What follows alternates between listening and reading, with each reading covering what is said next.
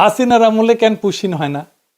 আর কেন হাসিনা ক্ষমতা থেকে চলে গেলে পুশিন শুরু করে ইন্ডিয়া? ইন্ডিয়া দেখেন বাংলাদেশ থেকে পণ্য আমদানিতে নিষেধাজ্ঞা দিছে। ওই মাসে যে মাসে নিষেধাজ্ঞা দিছে ওই মাসে প্রায় 18% আমদানি বাড়াইছে বাংলাদেশ।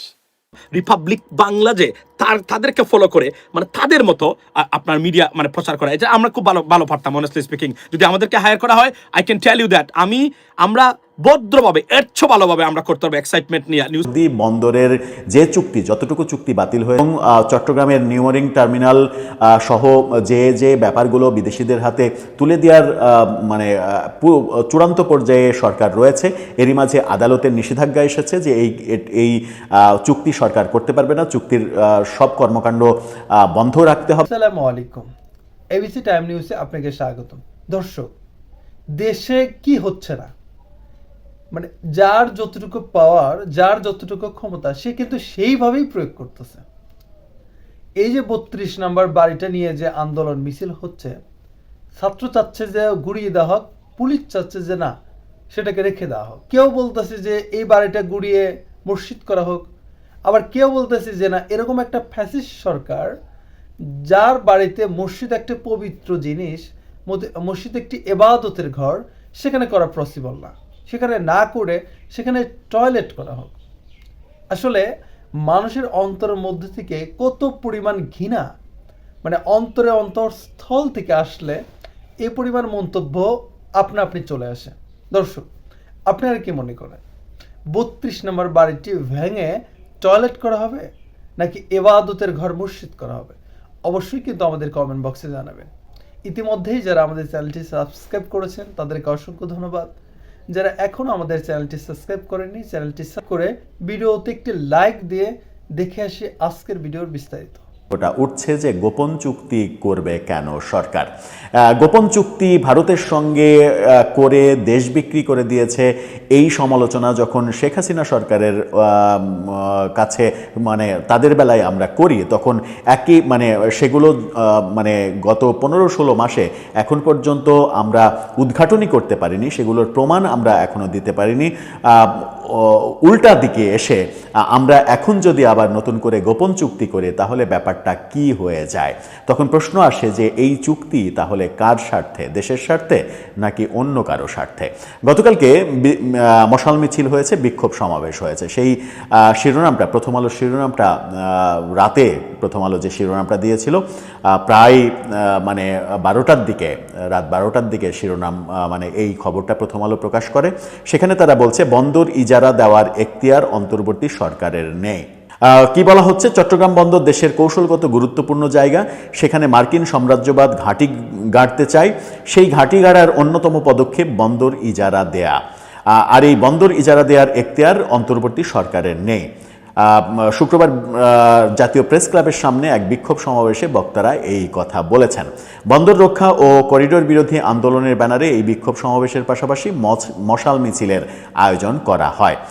চট্টগ্রামের লালদিয়ায় টার্মিনাল নির্মাণে এবং ঢাকার কেরানীগঞ্জের পানগাঁও নৌ টার্মিনাল ইজারা দেওয়ার চুক্তি বাতিল, চট্টগ্রাম বন্দরের নিউমোরিং কন্টেনার টার্মিনাল ও বে টার্মিনাল ইজারা দেওয়ার সিদ্ধান্ত বাতিলের দাবিতে এই কর্মসূচি পালন করা হয়। সমাবেশে কমিউনিস্ট পার্টির সিপিবির সাবেক সাধারণ সম্পাদক রুহিন হোসেন প্রিন্স তিনি বলেছেন, আমাদের বন্দর একটা স্ট্র্যাটেজিক্যাল কিংবা কৌশলগত জায়গা, এটা লিজ দেওয়ার কোনো এখতিয়ার অন্তর্বর্তী সরকারের নেই। হাইকোর্টের নির্দেশনা উপেক্ষা করে সরকার নিউমোরিং কন্টেনার টার্মিনাল বিদেশিদের দিতে ঔদ্ধত্যপূর্ণ আচরণ করছে বলেও তিনি মন্তব্য করেছেন। প্রিন্স আরও বলেছেন, ইন্টারিম সরকারের উপদেষ্টার বাইরে আরও 2 জন আছেন। একজনের নাম লুৎফে সিদ্দিকী, প্রধান উপদেষ্টার আন্তর্জাতিক বিষয়ক সংক্রান্ত বা বিশেষ দূত। কি কাজ আমার জানা নেই, কেন তাকে বিদেশ থেকে নিয়ে আসা হয়েছে আমি জানি না। আরেকজন আশিক চৌধুরী, প্রধান উপদেষ্টার বিনিয়োগ বিষয়ক বিশেষ সহকারী ও বাংলাদেশ বিনিয়োগ উন্নয়ন বোর্ড কর্তৃপক্ষ বিডার নির্বাহী পরিচালক, যাকে নিয়ে অনেক মানে হাস্যরসাত্মক ব্যাপার ঘটছে। আনুষ্ঠানিকভাবে ঘটা করে কোটি কোটি টাকা খরচ করে দেশে বিদেশিদের কাদের এনে বিনিয়োগ সম্মেলন করা হলো, সেখান থেকে 1 টাকাও বিনিয়োগ আসলো না, মানে শুধুমাত্র আওয়াজ দেয়া হলো। সেই আওয়াজের পরিপ্রেক্ষিতে তাকে নিয়ে অনেক সমালোচনা, ট্রল আমরা হতে দেখেছি। বন্দর ইজারা দেওয়ার বিরুদ্ধে রাজনৈতিক দলগুলোকে অবস্থান নেওয়ার আহ্বান জানিয়েছেন তিনি। চুক্তির সঙ্গে যারা জড়িত আগামী দিনে তাদেরকে জাতীয় স্বার্থ বিরোধী হিসেবে চিহ্নিত করে আইনের মুখোমুখি দাঁড় করানো হবে, এই হুঁশিয়ারিও তিনি দিয়েছেন। রাজনৈতিক দলগুলোর কাছ থেকে এমন ঘোষণাও তিনি চেয়েছেন, বলেছেন যে সব রাজনৈতিক দলগুলো থেকে এই ঘোষণা আসতে হবে যে দেশবিরোধী চুক্তি যদি করে সরকার, তাহলে এর সঙ্গে জড়িত যারা আছেন তাদেরকে পরবর্তীতে আইনের কাঠগড়ায় দাঁড় করানো হবে। সরকার চুক্তি থেকে সরে না এলে হরতাল, অবরোধের মতো কঠোর কর্মসূচি ঘোষণার কথাও তিনি বলেন এবং হুঁশিয়ারি দিয়েছেন। ডক্টরস ফর হেলথ অ্যান্ড এনভায়রনমেন্টের সাবেক সভাপতি এম এ সাইদের সভাপতিত্বে ছাত্র ইউনিয়নের একাংশ সহ অনেকেই, বাম দলের অনেকেই এই সমাবেশে অংশগ্রহণ করে। সমাবেশে উদীচী শিল্পগোষ্ঠী শেষে প্রতিবাদী সঙ্গীত পরিবেশনও করে এবং তারপরে এই মশাল মিছিলটি হয়। মশাল মিছিলটি বিভিন্ন রাস্তা প্রদক্ষিণ করে। এই যে বাম জোট থেকে সরকারের উপরে একটা আলটিমেটাম দেয়া হলো যে যে দুটো টার্মিনাল দেওয়ার চুক্তি হয়েছে সেই চুক্তি যদি সরকার বাতিল না করে এবং হাইকোর্টের নির্দেশ অমান্য করে যে চুক্তি আবারও করার চেষ্টা করছে সরকার, সেগুলো যদি বন্ধ না হয় তাহলে তারা হরতাল, অবরোধ সহ কঠোর আন্দোলন করবে। কিন্তু বামজোট থেকে যখন এই কথাগুলো বলা হচ্ছে তখন অতি আশ্চর্যজনকভাবে হলেও বিএনপিকে চুপ থাকতে দেখা যাচ্ছে, জামাতকে চুপ থাকতে দেখা যাচ্ছে, এনসিপিকে চুপ থাকতে দেখা যাচ্ছে। তারা যতটা না পিআর পদ্ধতিতে নির্বাচন হওয়া, গণভোট হওয়া, জুলাই সনদ বাস্তবায়ন হওয়া, এই ব্যাপারগুলোকে নিয়ে কিংবা কোনভাবে ভোট হলে কার কতটুকু লাভ হবে, কার সঙ্গে জোট করলে কার কতটুকু লাভ হবে, নিজেদের রাজনৈতিক স্বার্থ নিয়ে তারা যতটা ব্যস্ত এবং নিজেদের রাজনৈতিক স্বার্থ আদায়ের জন্য সরকারের ওপরে চাপ প্রয়োগ করার জায়গাতে তারা যতটা সিদ্ধহস্ত, ঠিক ততটাই উদাসীন এই ক্ষেত্রে তাদেরকে দেখা যাচ্ছে। তার মানে কি সরকারকে তারা নারাজ করতে চান না, সরকার যা ইচ্ছা তাই করে যাবে, তারা চুপচাপ করে থেকে যাবে, নাকি ব্যাপারটা এরকম যে সরকার যে সিদ্ধান্ত নিয়েছে সেটা দেশের মঙ্গলের জন্যই নিয়েছেন এবং সেটা বিএনপি, জামাত, এনসিপি তারা বুঝতে পেরেছে বলেই তারা চুপ থাকতে পারছে কিংবা চুপ থাকছে। এই বাম জোটগুলো কিংবা সাধারণ জনগণ কিংবা সেনাবাহিনী প্রধান তারা কেউই আসলে এই বাংলাদেশ বদলে দেওয়ার, এই বিদেশিদের হাতে তুলে দেওয়ার মাধ্যমে বাংলাদেশ বদলে দেওয়ার যে অসাধারণ সিদ্ধান্ত, সেই সিদ্ধান্ত ব্যাপারে কেউই আসলে কেউই বুঝতে পারছেন না বলেই প্রতিবাদ করছেন। কখনো সেনাপ্রধানকে আমরা প্রতিবাদ করতে দেখেছি, স্পষ্ট ভাষায় বলতে দেখেছি যে বন্দর বিদেশিদের হাতে দেয়া যাবে না। বামজোটগুলো বলছে, সাধারণ জনগণ বলছে, কিন্তু অতি আশ্চর্যজনকভাবে হলেও যারা বেশ শক্তিসম্পন্ন রাজনৈতিক দল তারা বলছে না। তার মানে তারা কনভিন্সড যে সরকার ঠিক কাজ করছে। পরবর্তীতে যারা রাষ্ট্র ক্ষমতায় আসবে তারা তাদের মধ্যেই তো, এই তিন দলের মধ্যেই তো রাষ্ট্র ক্ষমতায় যাবে কিংবা তারা ভাগ বাটোয়ারা করবে। তারা যেহেতু মনে করছে যে এটা ঠিক আছে, তাহলে পরবর্তী সাফারিংস তাদের ওপরে আসলে তখন ব্যাপারটা বোঝা যাবে যে তারা আগে ঠিক ছিল নাকি তখন ঠিক হলো। দর্শক, আপনার কি মনে হয় এই যে বাম জোটগুলো থেকে এই প্রতিবাদ করা হচ্ছে, মশাল মিছিল করা হচ্ছে, আলটিমেটাম দেওয়া হচ্ছে, এগুলো ব্যাপারে সরকারের কি কোনো ভ্রুক্ষেপ আপনি দেখতে পাবেন কিংবা সরকার এগুলোকে আদৌ পাত্তা দেবে, নাকি সরকার এমনকি হাইকোর্টের রায়কে হাইকোর্টের নির্দেশকে উপেক্ষা করে এই চুক্তি বাস্তবায়ন করেই দেবে? কারণ সরকার ভাবছে এটা দেশের জন্য মঙ্গল, দেশটা অল্প কিছুদিনের মধ্যেই সিঙ্গাপুর হয়ে যাবে কিংবা মালয়েশিয়া হয়ে যাবে।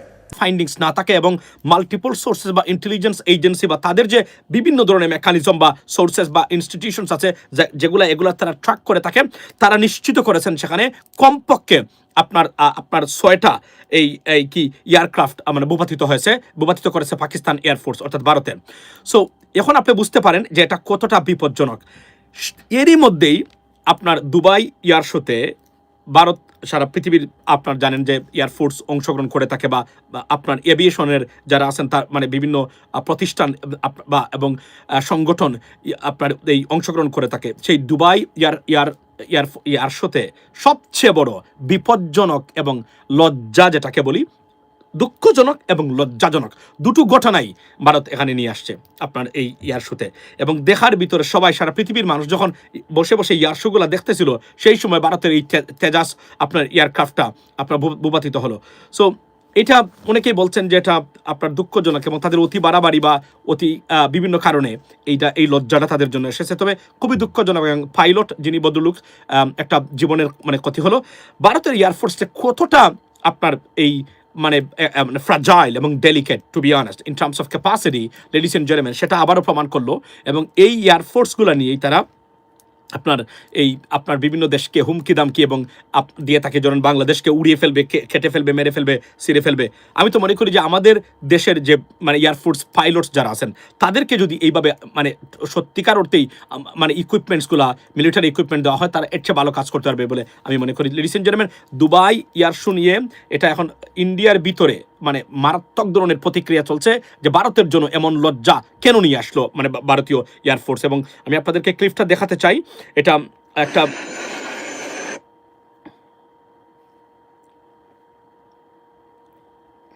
দেখেন আপনারা।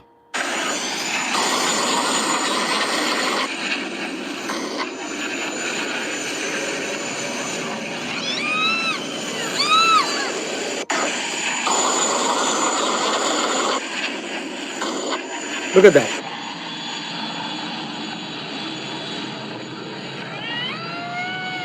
So সারা পৃথিবীর সামনে ভারতের এয়ারফোর্সের মানে এই যে মানে অবনতি বা এই কি পরিণতি সেটা আবারও প্রমাণ হলো। এটা খুবই দুঃখজনক ভারতের জন্য। এবং ভারতীয় যারা আছেন তারা যে শুধুমাত্র কথায় এবং টেলিভিশনের মধ্যেই যে তারা বাগাড়ম্ব করে থাকেন এবং সত্যিকার অর্থেই যে কোনো পরিবর্তন এখানে হয়নি, সেটা আবারও নির্দ্বিধায় মানে প্রমাণ হয়েছে, লেডিস এন্ড জেন্টলম্যান। এবং আজকের এই যে দুর্ঘটনা যেটা আজকে ঘটলো দুবাই এয়ার শোতে, এটা মানে আবারও সুস্পষ্টভাবে প্রমাণ করলো কতটা ফ্রাজাইল ভারতের এয়ারফোর্স। এবং এই এয়ারফোর্স নিয়ে যে অন্তত পাকিস্তানের মতো দেশের সাথে যুদ্ধ করতে পারবে না ভারত, সেটা আবারও প্রমাণিত হলো। এবং এখানে একটা জিনিস উল্লেখ করেন, তারা যে এখনো প্রফেশনাল না, তার একটা প্রমাণ হলো এই বিমান যখন এয়ার শোতে আসে তখনও মানে আপনার ওই ওয়েল এই তেল আপনার কি বলে এটাকে লিকের বাংলা কি আপনার লিকিং হচ্ছিল তখনও, এবং এটা ডিটেক্টেড হয়েছিল। এটা নিয়েই তারা এয়ার শোতে আপনার তাদেরকে দেখানোর জন্য যে আমরা মানে নিজস্ব প্রযুক্তিতে তৈরি